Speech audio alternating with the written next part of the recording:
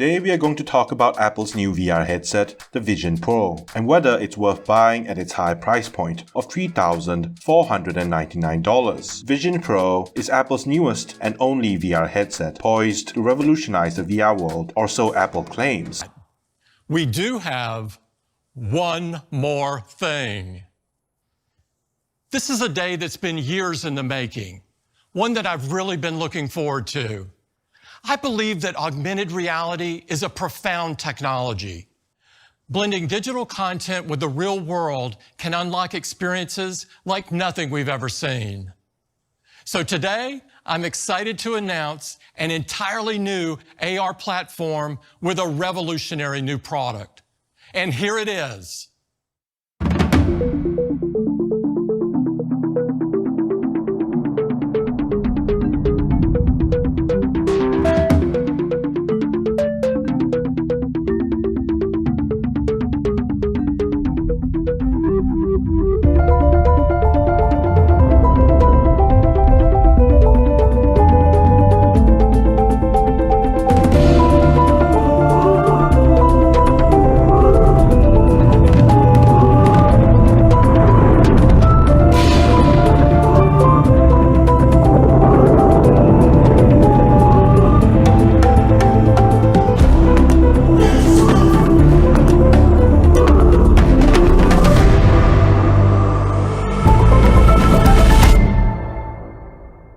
Introducing Apple Vision Pro.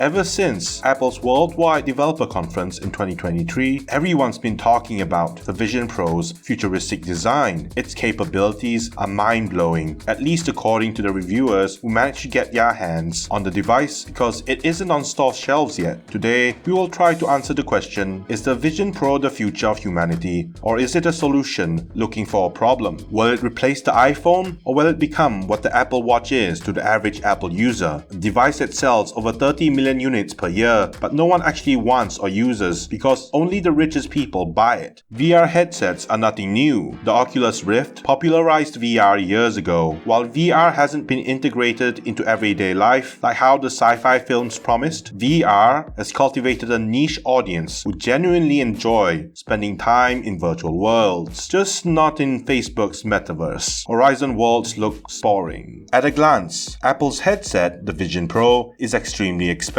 Buying one will set you back $3,499. So why the high price? Apple obviously burned through a lot of money for the Vision Pro's research and development. They need to recoup their R&D losses. Besides, Apple knows the Vision Pro isn't for everyone. The price tag for Apple's VR headset is just too high for the average consumer. Instead of paying $34.99 for the Vision Pro, you could easily get two of the cheapest MacBook Pros or 3 MacBook Airs, or perhaps 4 iPhones. It goes without saying, when Apple announced the price of the Vision Pro, there was a collective groan among the audience attending the Apple event.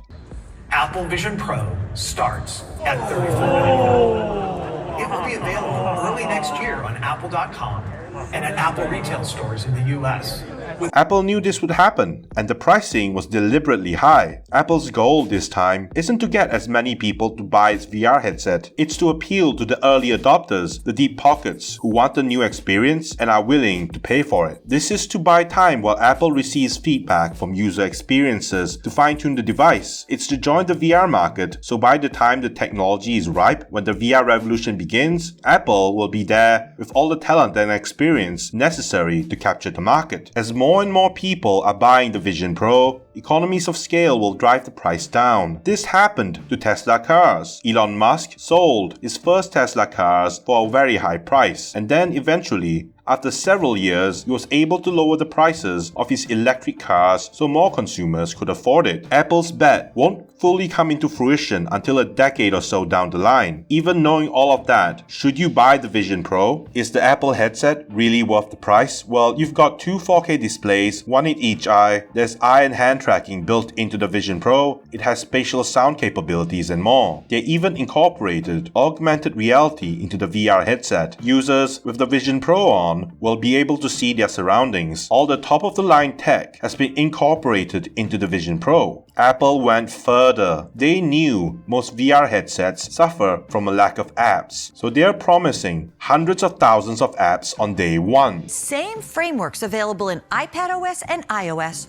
are also included in visionOS. This means hundreds of thousands of iPad and iPhone apps will be available on Vision Pro at launch.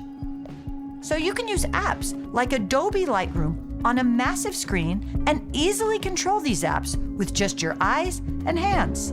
Disney CEO Bob Iger graced the virtual stage during Apple's Vision Pro reveal to announce their support for the Vision Pro's App Store. Disney Plus, Disney's streaming service, will be available on the Vision Pro on day one. Vision Pro may not have as many buyers because of its price, but at the end of the day, it is still an Apple product. That alone will bring in customers from the Apple ecosystem who want to try it on. App developers are more incentivized to make VR apps for Apple than any other VR headset app store simply because of the possibility that Apple's Vision Pro might be the next big thing, and that is enticing for developers. While other VR headsets have seen mixed success in bringing VR into the mainstream, perhaps this time Apple might trigger the mass adoption of VR. Take my words with a grain of salt, it's still a $3,000 VR toy at this point. So should you buy the Vision Pro when it has a large battery attached to it, so you have to lug around the battery for the privilege of having a pitiful 2-hour use? The headset is so heavy because Apple chose to use premium glass and materials for the Vision Pro instead of the cheap plastic most VR headsets use. That's going to be uncomfortable to put on for long hours. Don't forget, if you wear glasses, you have to pay Apple more money for the corrective prescription lenses built into the device. That's a couple $100 more